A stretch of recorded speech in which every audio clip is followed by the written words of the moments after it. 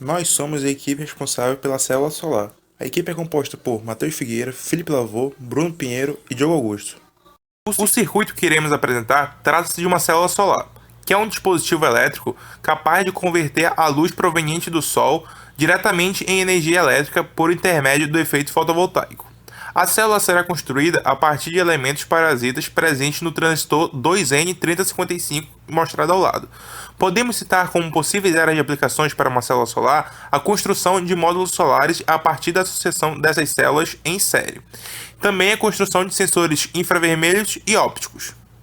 Primeiramente, nós cortamos a carcaça do transistor para deixar exposta sua parte interna, como mostrado na figura. E depois curto-circuitamos base e emissor para que ele opere como um diodo. O circuito do fotodiodo é como mostrado na figura, onde temos um diodo ideal e uma fonte de corrente IPH em paralelo, que é a corrente gerada pela potência da luz que incide no fotodiodo. Temos também uma corrente ID, que é a corrente de escuro, e uma capacitância parasita CJ. As resistências são para a determinação de parâmetros como a corrente de ruído e linearidade, e só aparece no nosso modelo quando não há presença de fonte de tensão, que é o nosso caso. A capacitância parasita tem relação com a largura da região de depressão mostrada na figura abaixo, e o gráfico representa a capacitância parasita com a tensão reversa aplicada a ela. A resposta do fotodiodo pode ser determinada a partir da fotocorrente gerada pela potência de luz que incide nele, para um determinado comprimento de onda, como mostrado no gráfico ao lado. Como a luz do Sol possui desde a luz visível até o infravermelho, a nossa resposta abrange grande área desse gráfico. Nesta pequena aplicação, foram utilizados 5 transistores 2N3055 para servir como célula solar e carregar uma pequena calculadora.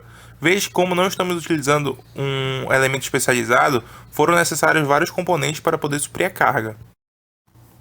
Quanto à montagem do nosso circuito, temos inserido no protoboard o nosso transistor já cortado.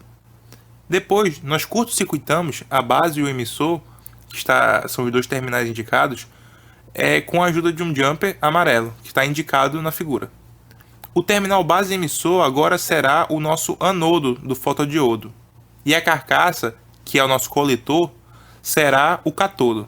Portanto, conectamos mais dois jumpers nesses terminais para medirmos as tensões de saída.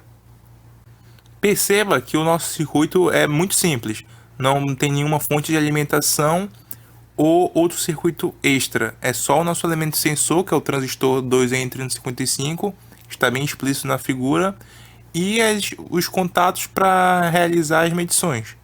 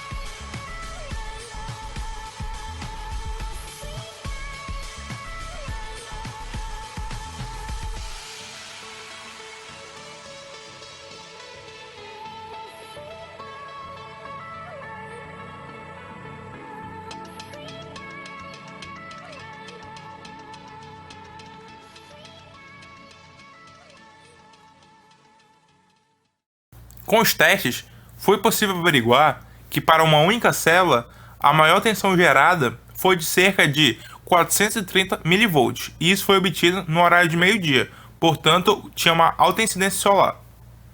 Se pode observar que para diferentes cargas a tensão variou.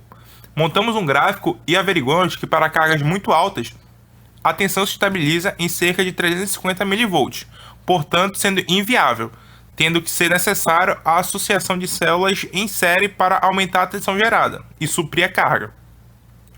Averiguamos, com a ajuda de um luxímetro, que quanto maior a iluminância do local, maior será a nossa tensão obtida pela célula. Portanto, é possível obter resultados significantes com iluminação local, a partir de uma lâmpada gerar uma tensão significante. Quanto aos preços, um transistor 2N3055 custa em média de R$ 3,80 a R$ 5,00. Nós adquirimos o nosso por R$ 5,00 em Manaus. E uma célula solar de silício policristalino gera de 0,5 volts, custa em torno de R$ 2,50. Vale ressaltar que o nosso único elemento sensor é o transistor 2N3055 e pode ser adquirido em aparelhos antigos que não estão mais em funcionamento ou que estão quebrados. Portanto, é viável nesse quesito. Esse foi o nosso circuito, espero que tenham gostado e até a próxima.